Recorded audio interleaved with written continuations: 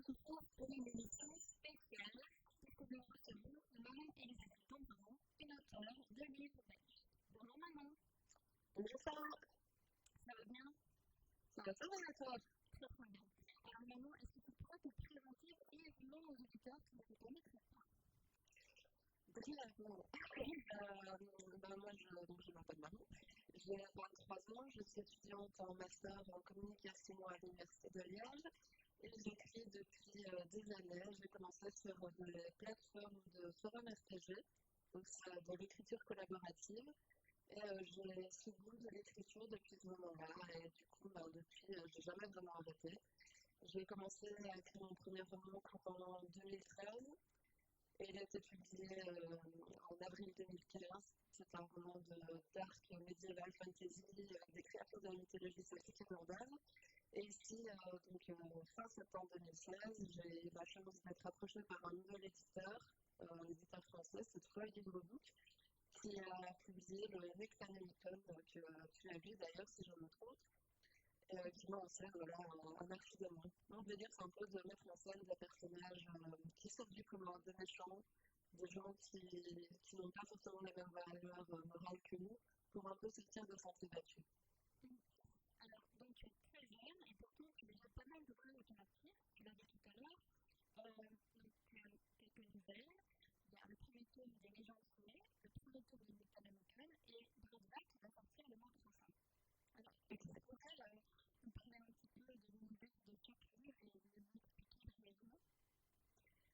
Alors, pour les légendes folles, comme je disais, c'est un univers davantage médiéval fantasy, dans le sens où ça se passe dans un univers totalement à part du nôtre, typé moyenâgeux, avec uniquement des créatures de la mythologie celtique irlandaise, mais il n'y a pas du tout d'êtres humains.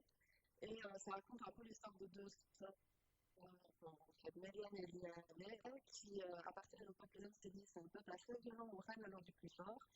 Et elles essaient un peu de se faire une place au sein de ce peuple, mais c'est compliqué parce que déjà ce sont des femmes, mais en plus Liane est une magicienne et la magie c'est pas super bien vu.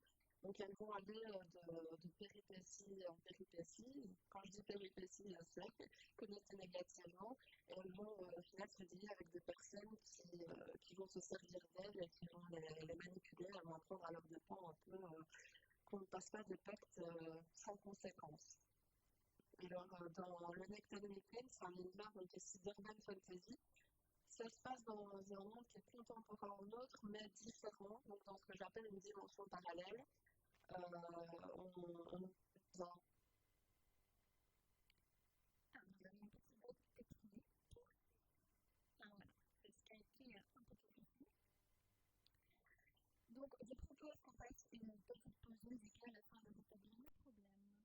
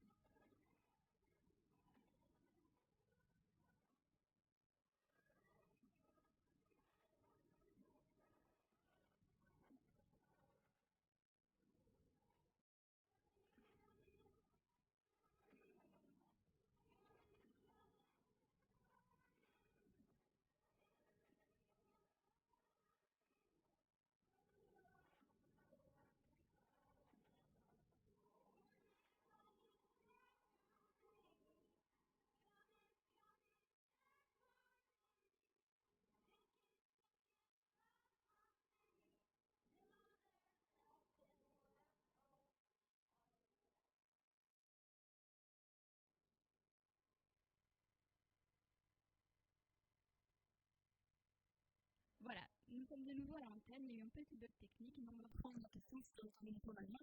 Donc, tu nous parles du métanomicum. Non, justement, c'est la plupart quand j'avais fini et que j'avais commencé à faire. Donc, en fait, c'est un problème technique qui m'a assez bien chronométré, je vais dire.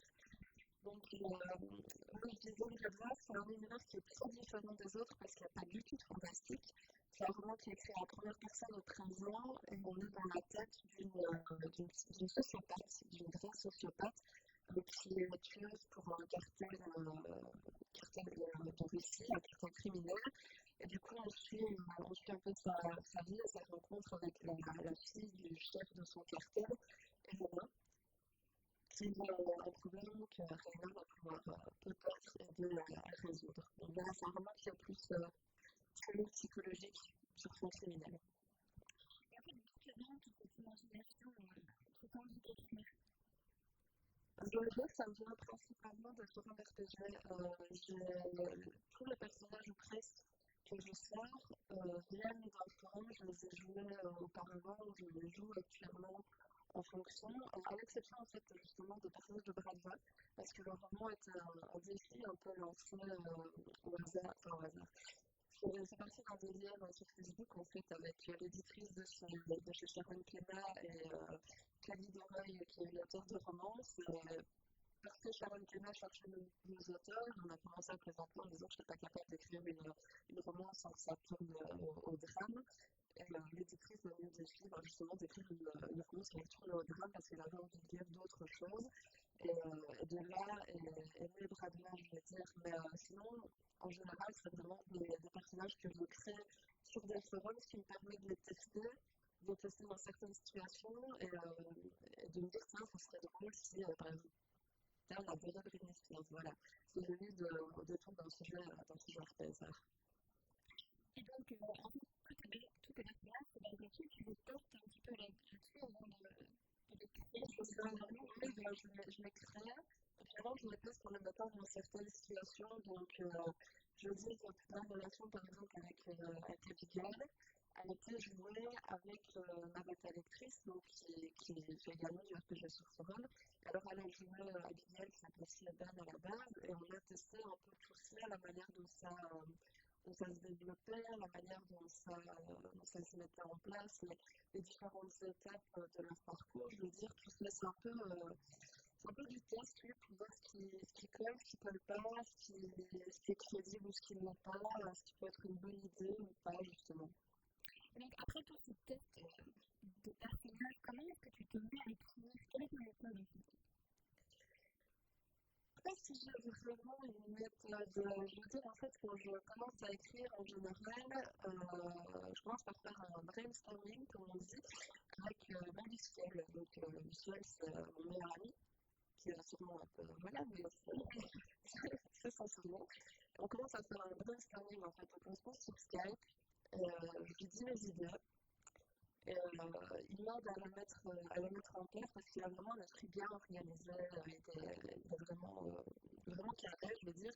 Et du coup, il me dit, tiens, il manque peut-être ça, ou tiens, il manque peut-être ça. Par exemple, récemment, on l'a fait pour le tome 2 du lecteur limité, mais il me dit, ouais, mais il manque un truc, il manque un antagoniste principal, et je m'en étais pas rendu compte sur le coup, quoi. Et du coup, on a créé ensemble. J'ai vraiment besoin d'un vis-à-vis toujours pour discuter. C'est soit Luciole, soit ma bêta lectrice principale, Marielle. J'ai vraiment toujours besoin de quelqu'un pour. Je réfléchis mieux à voix haute, en fait. Je réfléchis mieux quand j'ai quelqu'un en face de moi pour me répondre et pour me dire, ouais, c'était une bonne idée, oui, tu devrais faire comme ça, oui, voilà, c'est vraiment un processus collaboratif. Donc, en fait, tous les livres partent d'une petite semestre. Oui, en quelque sorte. Donc, moi, ce que j'aime dans tes personnages, c'est qu'ils sont beaucoup plus profonds que ce qu'on peut faire. Certes, ils sont un peu dans le style de l'action, mais je pense qu'il y a une raison de leur comportement. De plus, leur personnalité cache une certaine souffrance. Petit à petit, ce genre de personnage, et comment est-ce que tu joues avec cette nuance de méfiance et en même temps de torture dans les livres?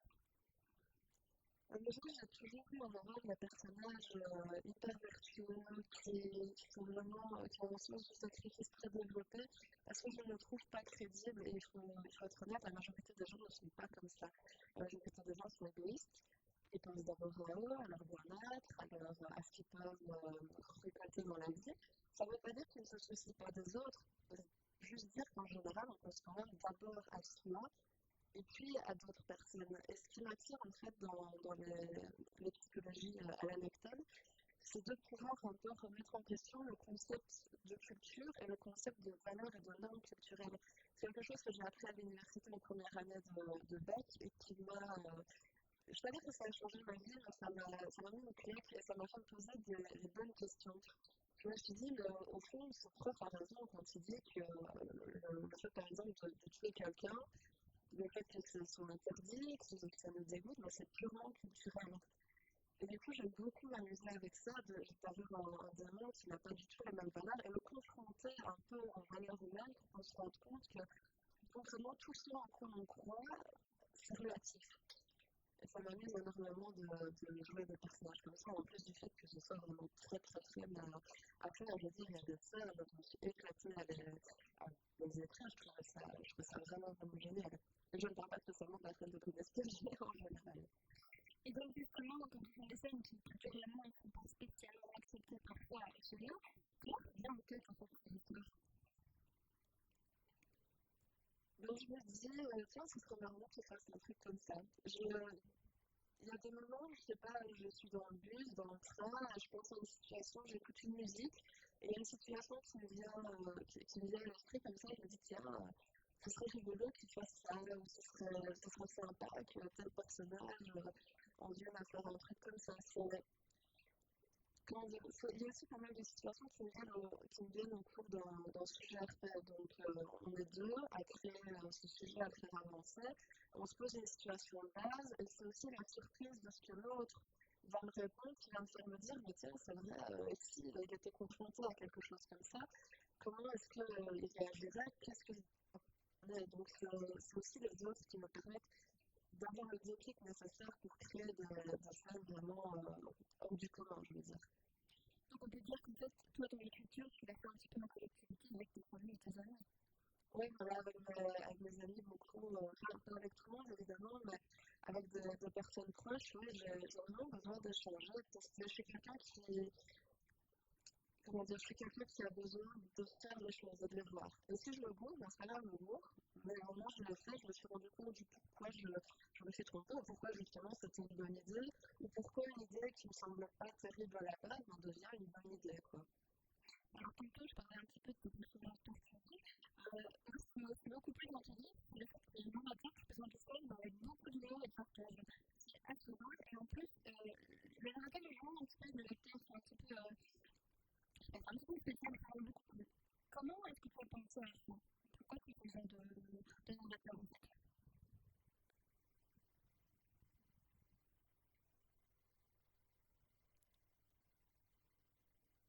Maintenant, pour longtemps, je pense que je vais donner un bug, mais j'en suis vraiment désolée. Donc voilà, comme vous l'avez pu comprendre, nous sommes en fait. Voilà, c'est de retour, je t'écoute. Oui, donc je disais, je trouve ça intéressant d'avoir un personnage qui assiste en fait à tout, donc il permet d'avoir un œil extérieur un peu, donc on est du point de vue des personnages, mais en même temps, on laisse ce recul nécessaire pour que certaines scènes deviennent drôles ou soient justement plus acceptables. Donc dans la chaîne de l'ombre, le principe du narrateur, c'est que c'est une fonction un peu millénaire comme ça que la personne occupe, et son but c'est de retranscrire l'histoire de la faillerie.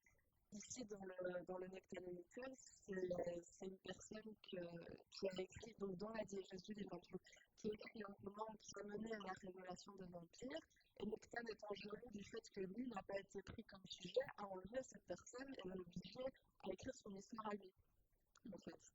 Donc, je trouvais ça que c'était intéressant parce que ça fait un peu une histoire dans l'histoire, et ça permet aussi dans le Nectanomicon de montrer, de ne pas avoir un gros ego trip pendant tout le roman, parce que on sent l'ego trip de Nectane, mais le narrateur l'exagère, je veux dire, de son point de vue, pour lui faire perdre une certaine crédibilité, donc ça rend un peu plus sympathique aussi, je pense, à la majorité des lecteurs.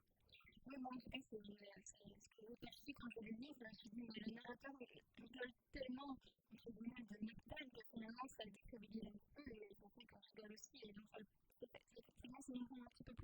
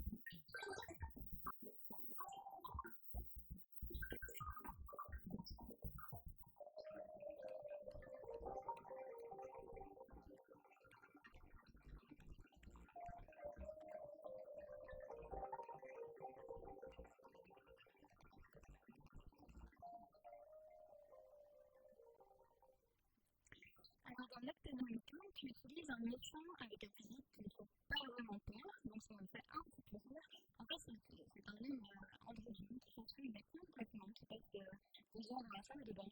Donc voilà, ça fait pas trop très méchant. Comment tu as imaginé ce personnage? Comment est-ce que tu as fait pour assembler ces deux extrêmes en fait? C'est ça qui me perturbe le plus. Bah, en fait, Nectar est un perso compliqué. Il faut construire sur plusieurs années. Moi, de base, je l'imagine dans le corps d'une femme. Donc, c'est évident, c'est androgyne, mais d'abord, je l'imagine dans le corps d'une femme parce que justement, il est très coquet, très soucieux de son apparence, de se mettre en scène, il adore ça dans un spectacle et ça lui connaît assez bien. Moi, je suis assez fan des musiques japonaises en général. J'écoute beaucoup de J-rock, de métal japonais.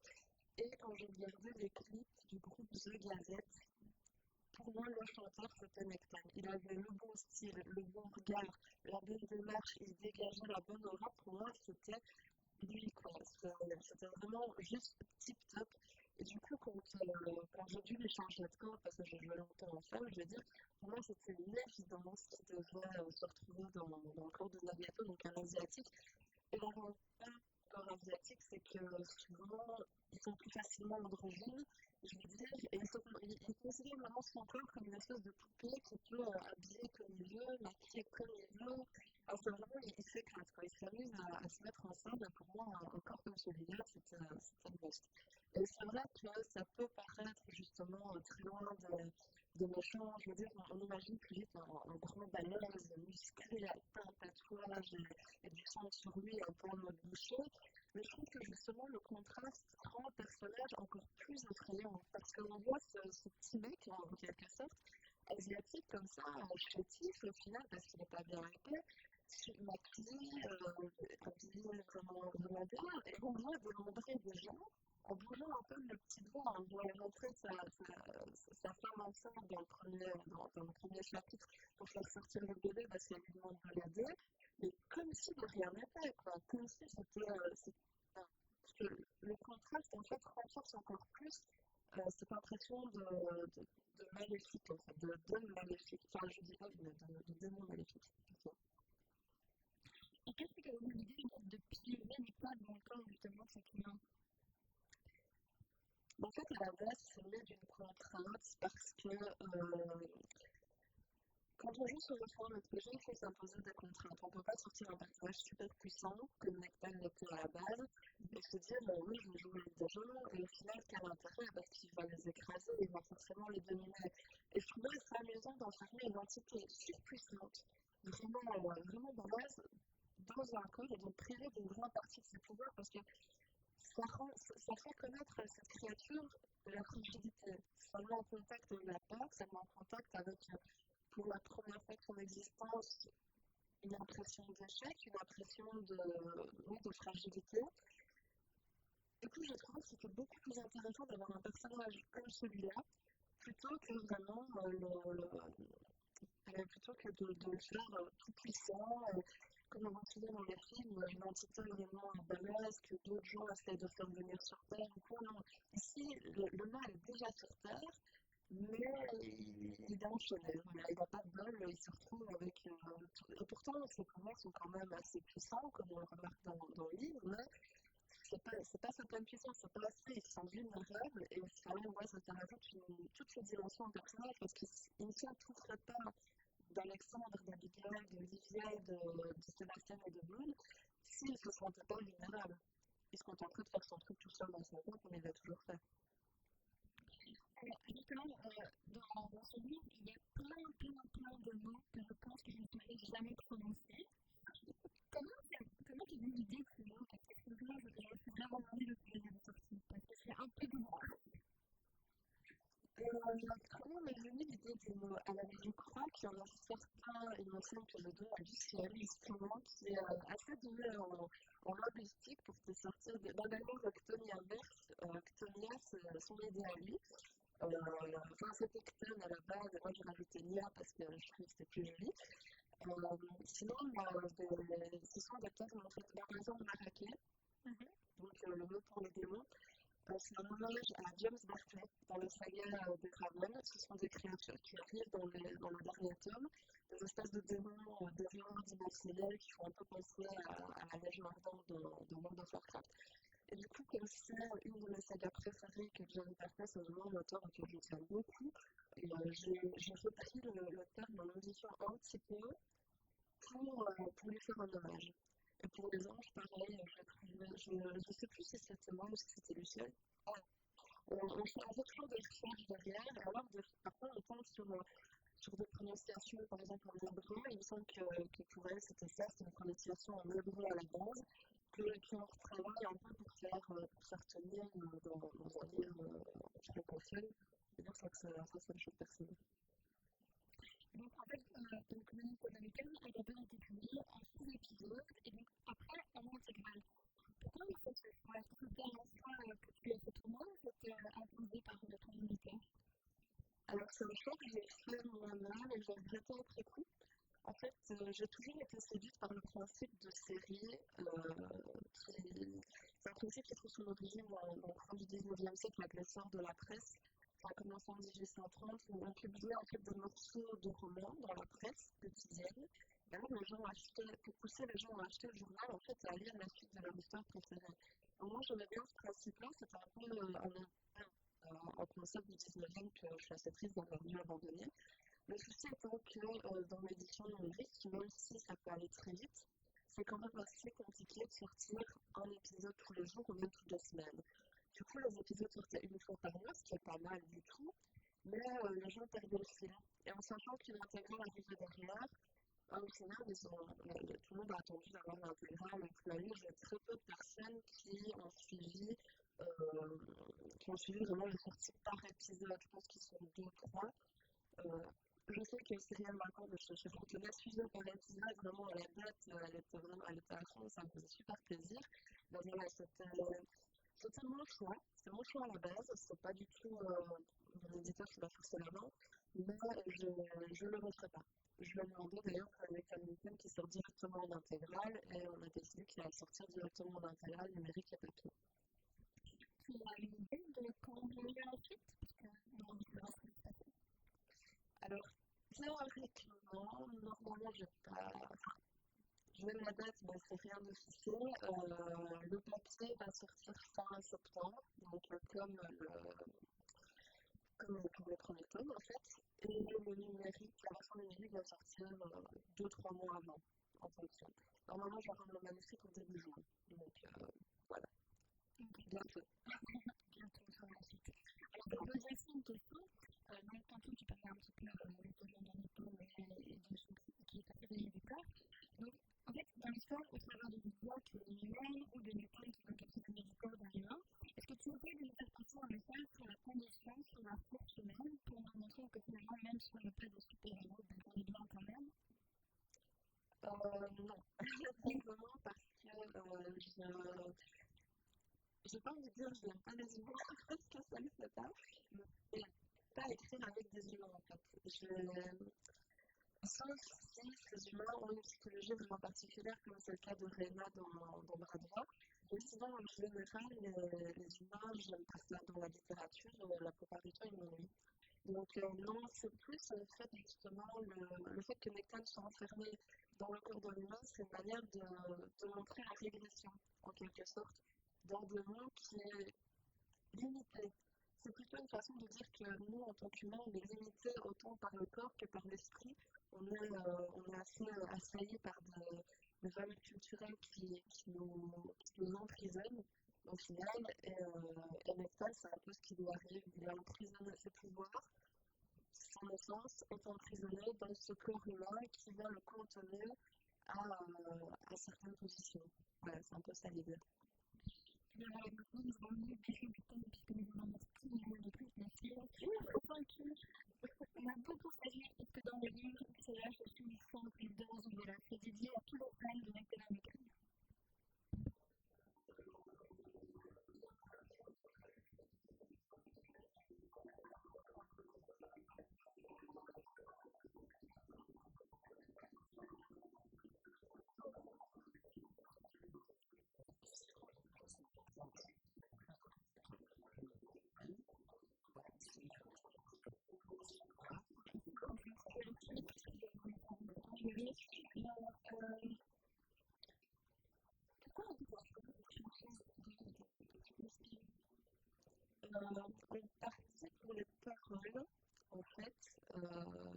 qui tombait bien dans le contexte, et en partie parce que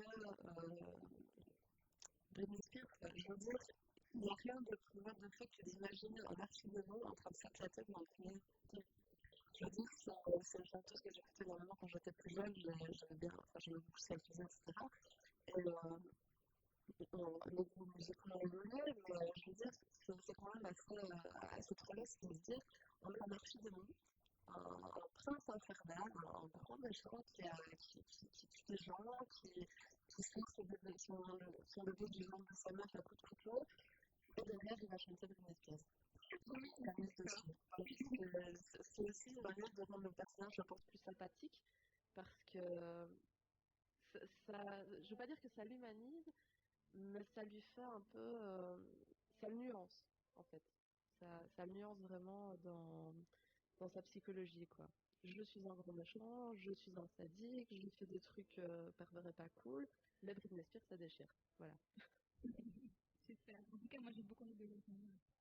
Ouais, bah, tout le monde. Je veux dire, 85% font un retour, ça commence par Oh my god, Britney Spears. Donc, ça vaut toujours.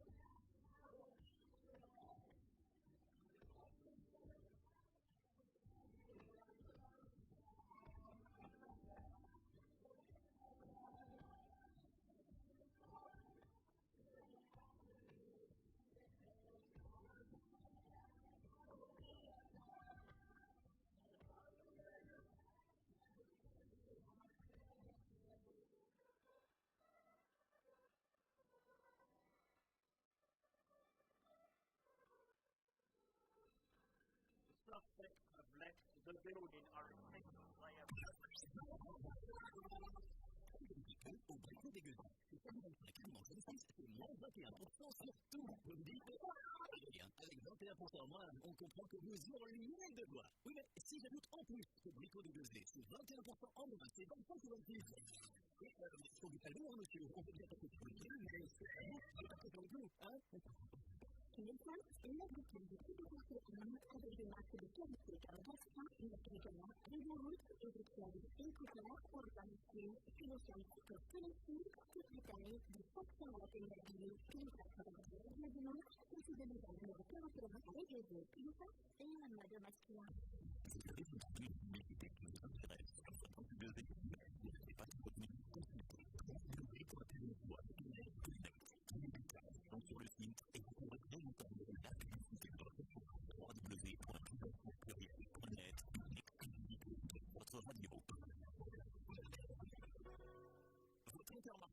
portes dès 7h tous les jours. Le vendredi, il vous accueille jusqu'à 21h. Il vous propose également un rayon boucherie le moins cher de la région. N'hésitez pas à venir découvrir nos offres imbattables. Votre Intermarché se situe sur la chaussée de Namur à Leuze.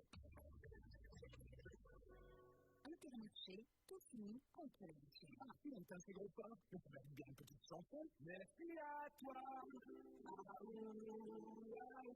Tu es coupable. Sur tes gros pas. Je roule tes larmes. Merci à toi. Et si vous gagnez par le contenu et le repoussure, tous vous avez tous conservé. Une initiative de la WSR comme un salon pour la sécurité routière. Salut, tout simplement, je suis en cours à la situation remote. Qui sont les écoles secondaires qui comptent sur le cycle avec le roi de Béziers? Et je suis en première année. C'est vrai que le travail ne manque pas et que chaque jour je découvre de nouvelles choses. Mais là, maintenant, on ne sait pas vraiment le temps. Je suis inscrite en organisation. Les professeurs étaient à mes côtés. Ça me rassure, tu sais. C'est pourquoi? Parce qu'on peut tout vous dire et lui fonctionner des difficultés. Il prend le temps pour m'aider et moi j'aime ça. Mon objectif, dans 2 ans, je suis en 3e. Ici, la bière arrivée avec mon cours lundi en mars. Si vous me découvrez, c'est des questions. Je les réponds. Je les demande. Je fais à 19h dans le prochain d'aujourd'hui pour le pas du centre des DG. Institut en remote. Yannick Laurent, numéro 2, centre de Lyon. 081 92 32.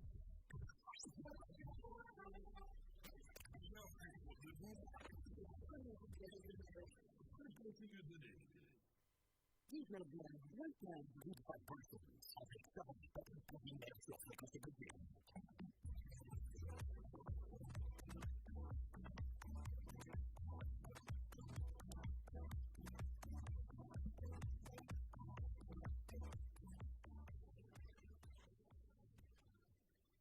Alors moi, ce qui m'entraîne un petit peu maintenant, c'est de savoir comment se passe un petit peu le monde de l'édition. Parce que je suppose que déjà de base, c'est pas facile, mais étant belge et n'ayant pas beaucoup de possibilités d'édition, c'est encore plus compliqué. Alors si tu pouvais m'expliquer un petit peu comment ça se passe, je serais contente. Déjà, on a l'impression qu'en Belgique, il n'y a pas beaucoup de possibilités dans l'édition, mais c'est une erreur de penser ça.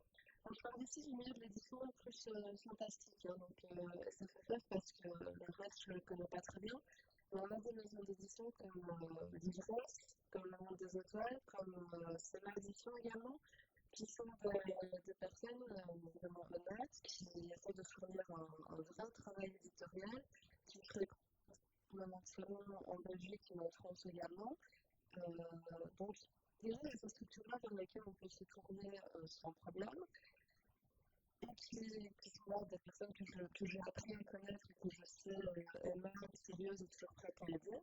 Après, c'est vrai que le milieu de l'édition, c'est très difficile de s'y faire une place. Il faut rencontrer la bonne personne, il faut avoir un peu de chance aussi. Il faut savoir se démarquer lors des salons pour attirer l'attention, pour rencontrer déjà des lecteurs, les intéresser à notre œuvre, mais aussi attirer l'attention positivement sur soi.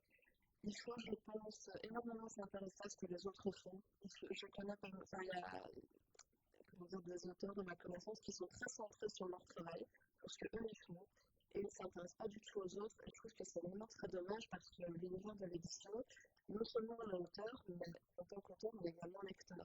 Et il faut savoir s'ouvrir, il faut savoir reconnaître le talent des autres, il faut savoir s'en inspirer, mais il faut savoir lui rendre hommage aussi d'une certaine manière. Donc, voilà, pour moi, le milieu de l'édition, pour le moment, c'est tout ça. Évidemment, c'est pas toujours rose, il y a des gens moins fréquentables que d'autres, mais comme partout, je veux dire, mais voilà, alors, pour moi, ça a été un peu à chaque fois des concours de circonstances, ah tiens, je te présente machin, je le connais depuis X temps, tiens, il fait ça, voilà, pour la façon dont je suis arrivée chez Digibook, ça s'est un peu passé au hasard aussi, ça s'est un peu passé par mon délire Facebook en fait. Donc tous mes contrats ils sont par Facebook, ils partent d'un délire, d'un petit défi, et puis pouf, ça débouche sur des contrats. C'est un auteur que je connaissais, que j'avais rencontré dans un salon, on s'était assez ennuyés ensemble, à Philippe Arsène, donc on a longtemps sympathisé, qui est devenu directeur de collection donc, dans la maison de Digibook.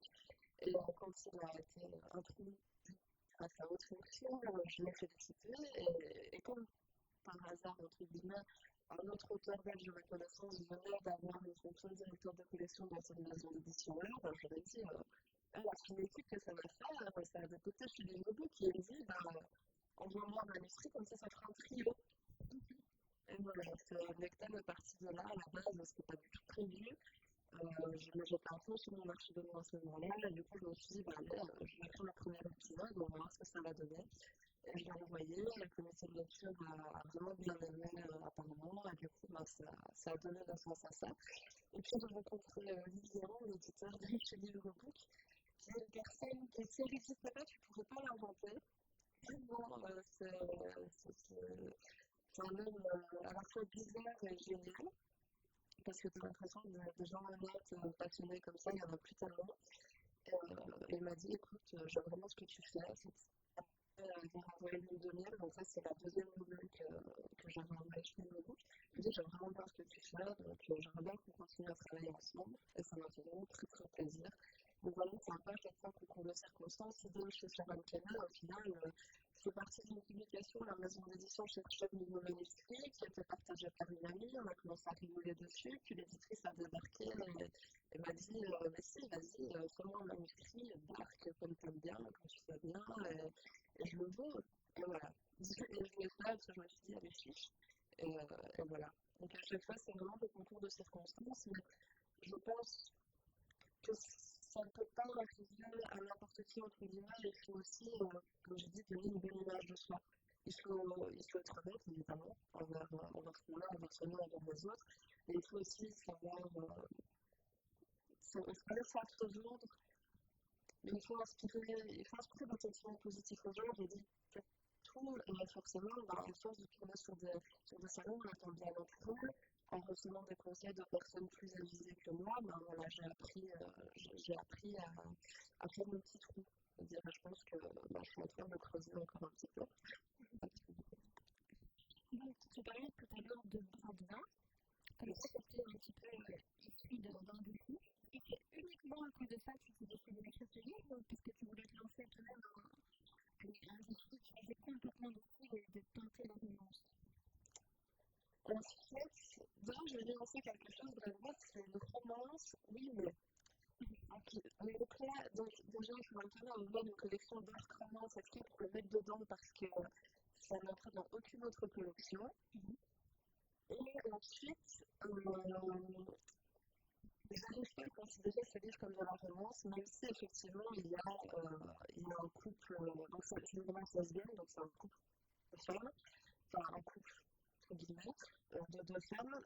C'est très axé sur leur psychologie, sur leur relation, donc c'est un roman qui est assez intimiste derrière le côté thriller, derrière le côté personnage principal sociopathe. Mais moi j'ai quand même du mal à considérer que c'est une romance au sens où on l'entend habituellement. Donc je ne pense pas que le défi d'écrire une romance soit vraiment réussi. Mais en tout cas, oui et non à ta seconde question. Donc oui, c'est à la base partie du défi que m'a lancé Cyrielle.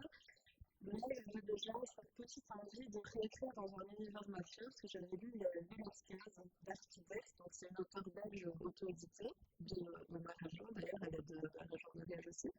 Et ça m'a vraiment plongé en plein dans l'univers de la mafia, et ça me plaisait. Elle, son histoire se passe à Bruxelles, moi ça se passe en Russie, mais moi ça me bottait vraiment, et en la lisant, j'ai eu envie d'écrire sur la mafia. Et je cherchais un peu une occasion de replacer ça, parce que dans Nectanomicon, il y a un peu Cosa Nostra qui est là avec la famille César, Action-Rivière, mais c'est quand même pas un peu un univers qui est très développé. Que là, dans Bradin, il y a vraiment un peu dans un quartier criminel de Russie, et c'est vraiment partie de ces deux choses-là. Donc il y a le défi et l'envie qui était présente depuis la lecture de Velasquez. Okay. Et donc, qu'est-ce qu'on peut retrouver en 2017 hormis Suédois? Alors en 2017, hormis Bradin, il y aura le tome 2 de Nectane, et il y aura le tome 2 de Rose en Fire. Ça y est, il arrive les gars. L'attente se termine sous peu. Donc le tome 2 va enfin pouvoir sortir chez un nouvel éditeur. Donc voilà, il va être là bientôt. Je ne peux pas encore dire quand exactement parce que c'est pas encore bien défini. Mais en fait, d'ailleurs, je viens de recevoir une alerte qui me dit que la correctrice m'a envoyé les corrections du tome 2, donc comme du coup, la coïncidence se fait bien. Voilà, ce sera le roman prévu cette année, et fin d'année, probablement encore une autre nouvelle gratuite ou pas, ou à très petit prix en fonction.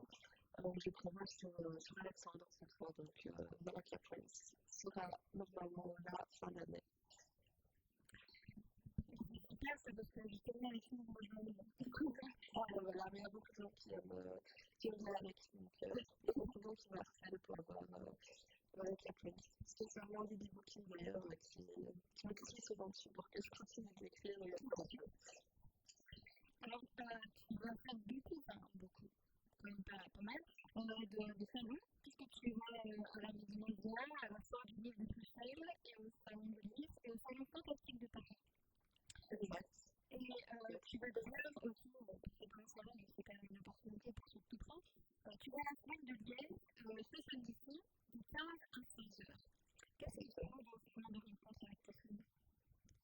Alors, je trouve ça super de rencontrer des gens qui portent un intérêt à mon univers. C'est très gratifiant déjà de voir qu'on peut intéresser du monde, que mon personnage peut plaire, que mon écriture plaît. C'est super de pouvoir discuter avec des gens, même s'ils n'achètent pas le livre, même s'ils n'ont pas aimé, ou moins, ou quelle que soit la raison. Je trouve que c'est vraiment chouette de discuter avec des personnes qui sont passionnées de littérature, qui aiment lire comme moi, qui sont en général dans le même genre d'univers que moi. Donc, ce qui me plaît avant tout dans les salons et dans les dédicaces ici, ce sont les rencontres. C'est vraiment là, au détour, je veux dire, d'une table, on rencontre des personnes qui sont extraordinaires. Quoi. Je pense à un nom qui me vient comme ça.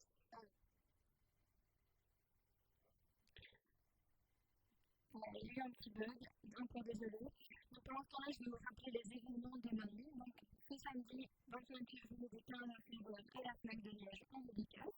Ensuite, il y a la Médinasia du 5 mars à la Bruxelles Expo. Ensuite, il y a la Foire du Livre de Bruxelles, donc voilà, c'est vraiment pour les dames, n'hésitez pas. Le vendredi 10 mars, pardon, au Tour est Taxi. Et enfin, après, on va passer à Paris, du 24 au 26 mars. À la place de Versailles, et puis au Salon Fantastique de Paris du Sud où il est, et au Salon Chimère et légendaire du 22 au 23 juillet 2017.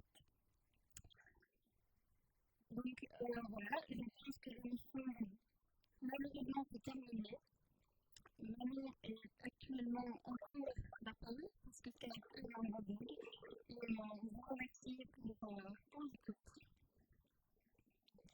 Maman, tu es là? Voilà, désolée pour un petit peu. Comme je disais, le téléphone, c'est un petit peu le rappel de des événements. En tout cas, je te remercie d'être venu cette classe. C'est très apprécié. Et pourquoi pas être renseigné pour vous à la sortie du programme? Un grand plaisir, il ne faut vraiment pas hésiter. Tu sais me trouver de toute façon pour ça. Il suffit de me donner une date et un site qui fonctionne un peu bien. Voilà, c'est ça. Donc sinon, on se trouvera bien un peu Tout à fait. Voilà. Alors, je rappelle, pour ceux qui nous écoutent quotidiennement hebdomadairement, qu'avec notre film, nous avons une pause. Et après, on se retrouve avec IE, qui est un humoriste belge. Voilà. Donc, je vous fais de gros bisous et à la semaine prochaine. Non, pas la semaine prochaine, du coup. Avant le Désolée. Au revoir, Manon. Au revoir, Sarah, à bientôt. Oui.